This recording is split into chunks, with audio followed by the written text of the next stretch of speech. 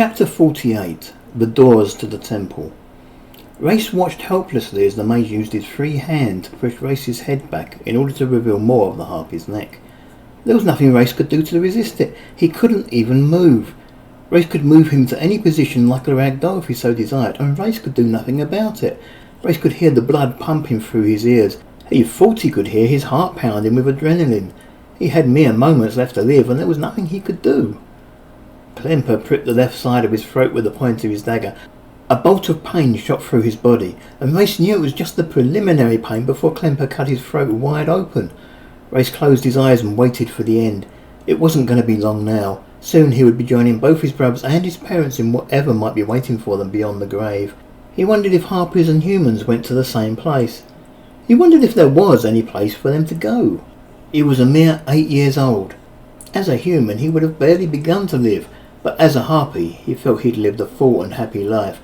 He had a wife and child, someone to carry on after he was gone. He thought about Gagara, her lovely face. He imagined her laughing. It didn't matter what she was laughing about. He imagined her flying. She always looked so beautiful when she was in the air. He imagined her smiling at him. She had such wonderful smiles. He wished there was some way he could talk to her, to say goodbye. Morbidly, Race began to wonder what it would be like to drown in his own blood. He had always feared drowning. Would it take long? Would he suffer? He had killed many enemies in the year or so since the war had started, but he had always tried to make it quick for them. He hoped he wasn't going to suffer too long. Race opened his eyes just a little and peered at Clemper. Surely he should have felt the fatal stroke by now. Had he died and the transition been so easy that he hadn't even noticed? Clemper was standing in front of Race much as he had just before Race had closed his eyes. The dagger was still poised to strike, and yet the mage seemed to be frozen to the spot, in much the same way that Race himself was. With his head tilted back, it was hard for Race to see clearly what was going on, so he tried to lower his head a little to get a better look. The spell that Clemper had cast to paralyse Race's entire body seemed to have lost some of its effectiveness. Race found he could move his head fairly easily without encountering any resistance whatsoever. Clemper took a staggering step away from Race. The dagger dropped harmlessly from his hand and clattered on the floor. There was blood welling up around the mage's lips, blood flowing out of his mouth and down his chin. Race suddenly realised that his entire body was now free of paralysis. He took a step away from Clemper and checked his body over quickly with his hands, checking that he was still in one piece. One of his hands found a wound on his neck. It was flowing a little with blood, but he would survive. The wound itself still stung a little, but Race was certain it would pass. Confident that he was still alive, Race grasped his sword firmly in his hand and prepared to remove Clemper's head from his shoulders. He hesitated, though, as Clemper took another staggering step backwards and revealed the point of a spear that was protruding through his chest. There wasn't actually much of the spear point showing, but it was surrounded by a large bloodstain that had spread over Clemper's robes from the wound. Race's heart was still beating like a mad thing. He'd gotten used to being in danger, yet he could never remember a time when he'd been so close to death without any hope. He'd never felt so totally helpless. What had happened to Clemper, and who had struck him with the spear? Who was here, in this place with him? Clemper collapsed. He twitched a couple of times and then fell still. Race looked up at the figure standing just behind where the mage had been standing. Her hands were covered in blood and a shocked look on her face. It was Libna.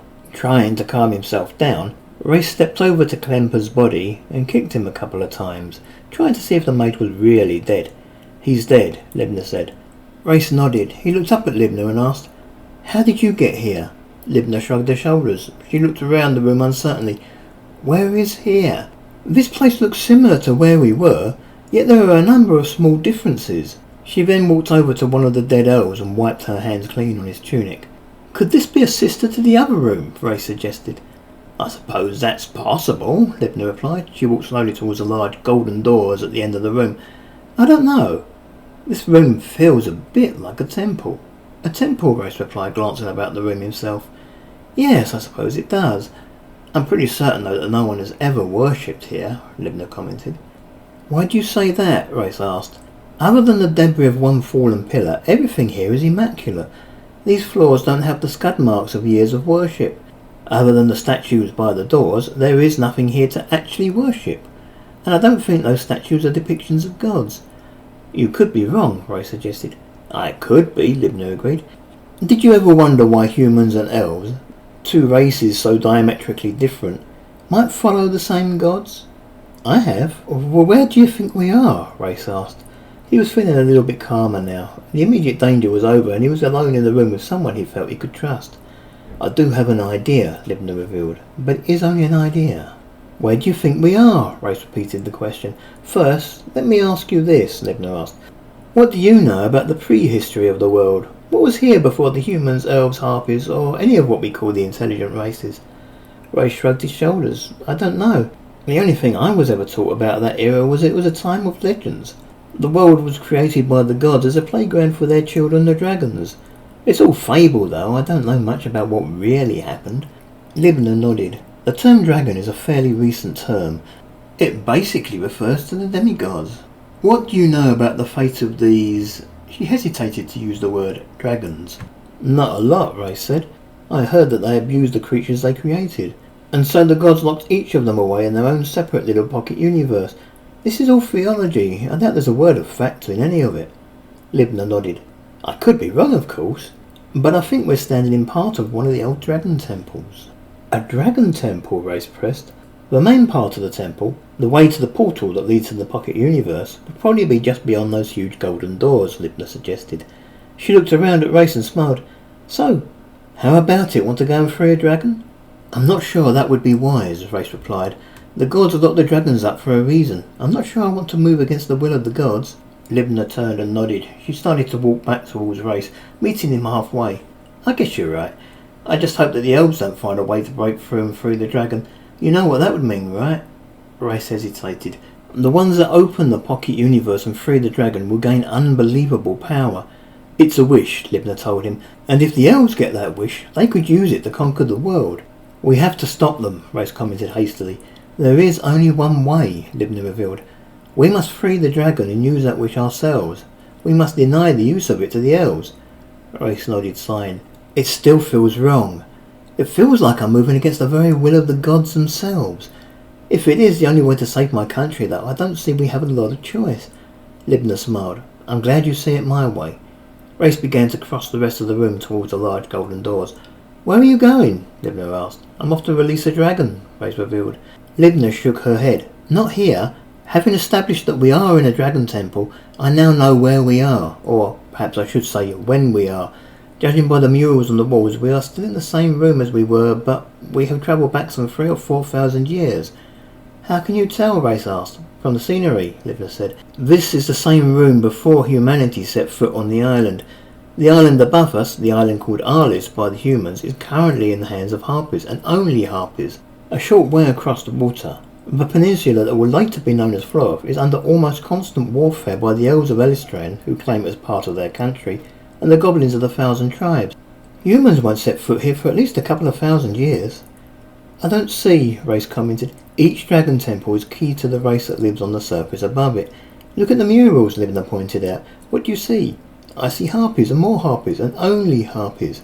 This is because harpies and only harpies live on the island above us. When humanity moves in and takes over the island, their mere presence would begin to taint the divine nature of the temple. I know where we are because of the murals, and I can tell when we are because of the murals." Race nodded doubtfully. "So we release the dragon now, and—" "I'd like to," Libna agreed, "but I don't think we can. If it was possible, I think Klemper would have come back here long ago and opened the temple without having to declare war on the entire human race to do so. There has to be some reason why we can't free the dragon now. We need to get back to our own time." "Klemper brought me here," Race commented. "I have no idea how to get back now he's dead." Libna asked, "Can't you magic us back?" Race shook his head. "I don't know that sort of magic." "Then we are stuck here," Libna replied. "Maybe, if your sister or her bodyguard managed to free the dragon, they can use the wish to get us home. It would be quite a waste of a wish, though." "So we're stuck here?" Race repeated. "Until we run out of air," Libna replied, "unless by some miracle one of the gods notices us and takes pity on us." Almost as Libna spoke, the world began to shift around them. The stone dust that was all that remained of Mangross's corpse slowly vanished. The corpse that had been Klemper rotted away, clothes and all, until there was nothing left, not even the spearhead. The 3 dead palace guards went the same way. Only their armour remained, and then that too vanished as if by some divine hand. Then the murals on the right-hand wall began to change. Slowly the faint image of something began to appear on top of them. It was hard to make out at first, but the faint image slowly became more dominant. until it all but replaced the original murals. What happened, Race wondered. The floor was covered in bodies, every one of them either a harpy or an elf. If Libna had an answer, she didn't have time to give it.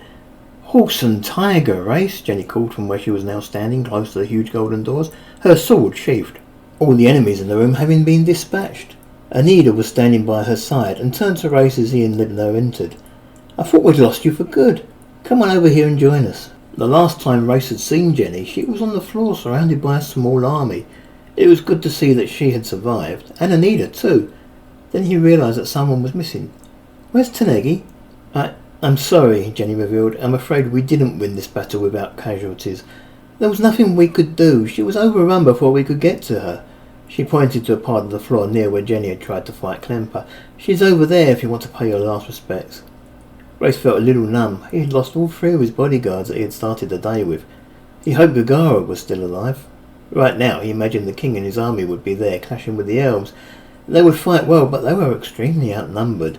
It pained him to think that Gagara might already be dead. The merest idea filled him with dread. "Mangalos?" Jenny asked. "Also dead," Race revealed sadly. Jenny's head dipped towards the floor. I guess I shouldn't be surprised. He was an old man. I doubt he had long left anyway." "Klemper got the better of him," Race explained. "Had it not been for Libna, he would have gotten the better of me as well."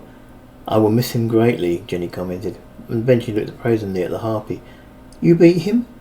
"You beat Klemper?" "I took him by surprise," Libna revealed, "grabbed a spear off a dead elf and stuck it in him before he realised I was there." "You're sure he's dead?" Jenny pressed. "I mean, you're absolutely certain?" "He's dead," Race assured her. Jenny grinned, perhaps a little too widely. "I would have preferred to have killed him myself. That bastard ruined my wedding. Not to mention slaughtering our parents. I wish I'd seen his body for myself. I feel a lot better knowing he's dead." "I'd still like to know how Libna got there," Race commented. He walked over to the part of the floor that Jenny had indicated and found the dead body of his bodyguard. There could be no doubt that she was dead. Her throat had been ripped out by the claws of another harpy. Race squatted down by her side and patted her leg gently. "I can tell you that," Jenny commented. "I have a rough idea of what might have happened. I'm not sure where you went, but I do know that when he cast that spell, he had to leave an anchor of some sort in the place where he cast it, so he could get back. When you, Mangalos and," she spat, "Klemper disappeared, Libna fought her way over there to see what happened, and no doubt she got dragged down by the spell's anchor in much the same way I expect you did." "How did we get back?" Race asked. "The spell ran out," Jenny said simply. "You didn't belong in that time, and so time itself rejected you. If anything, I'm surprised you weren't returned at the exact moment you left. You've been gone more than an hour." Race climbed to his feet and began to head towards the huge golden doors, saying as he went, "You know where we are?" "I could be wrong," Jenny replied, "but I think this is the entrance to one of the dragon temples. The main temple itself must lie beyond these golden doors. The doors won't budge, though. Anita and I have already tried to open them." Libna gave Race a meaningful look. "It's been thousands of years since this place was built," Race explained. "I'm not surprised that the doors are stiff." "Not just stiff," Jenny revealed, "locked. And yet there is no lock. An unlock spell doesn't work because there is nothing to cast it on. Nevertheless, these doors won't budge." As Race got closer to the door, he could clearly see the pattern on its surface. The pattern was embossed on the surface of the door, gold on gold. On the right-hand door was a scene depicting a group of harpies gathered around a single dominant figure in the foreground. That figure was of a male harpy reaching across the gap between the 2 doors.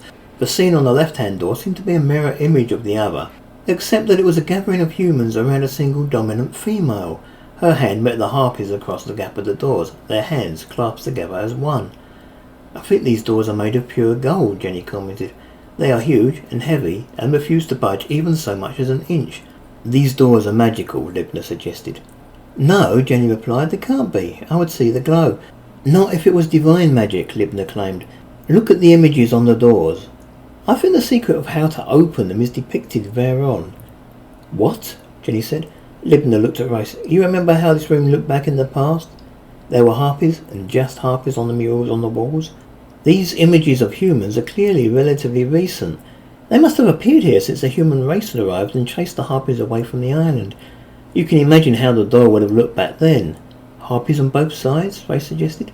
"I'd think so," Libna agreed. She studied the door. "Back then, the door could probably have been opened by a pair of harpies, one of each gender, but—" She hesitated. No, there has to be more to it than that. That would be too easy. What? Race asked, confused. Libna had lost him. Libna shrugged her shoulders. Then she looked again at the door. Look at the figures in the background. They aren't two separate family groups. They are all one family. She paused. The two in front aren't just male and female. They are brother and sister. What? Jenny said, alarmed. Libna seemed to be hard at fault.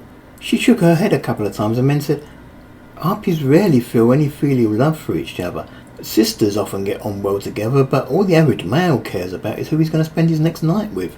He's not even going to remember that he had a sister, let alone who she is. Yet this door demands both a male and female who love each other as a brother and sister.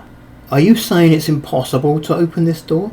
Perhaps it would have been, Libna replied, back when the place was home to harpies, and only harpies. Now though, the mix has changed and the formula is slightly different. Now we need a male harpy and a female human who love each other like a brother and sister. We just happen to have a couple that fit that bill. We aren't blood relations, Jenny voiced. Then it may not work, Libna agreed. But it has to be worth a try. Doesn't this strike anyone as strange? Anita asked. This door needs a brother and a sister to open it, a harpy and a human, and in the whole world the only two who fit that bill just happen to be here? It does sound a little convenient, Jenny agreed. It's as if fate has led you along this path, Libna said. Maybe the dragon, trapped as she is in her little pocket universe, has been able to reach out and influence your path. I suggest you try to open the door. Race felt a little more uncertain as he approached the left-hand door. Had he been led here? He was looking at the image of a harpy, wondering if it was his right to open the door. Surely the gods had locked the dragon away for a reason. He knew the only chance that Gagara or the king or any of them had in surviving that day was to free the dragon and get it on his side, but somehow it still felt wrong. If Jenny had any of the same feelings, she didn't show them. She took her position on the right-hand door and looked at Race, indicating she was ready. After 3, Race suggested. Just push, Jenny replied impatiently. Race nodded. He pushed hard against the doors, but he didn't need to. Both doors began to open together as if all it had needed was the gentlest of touches. I'm surprised that worked, Race said. Me too, Jenny agreed.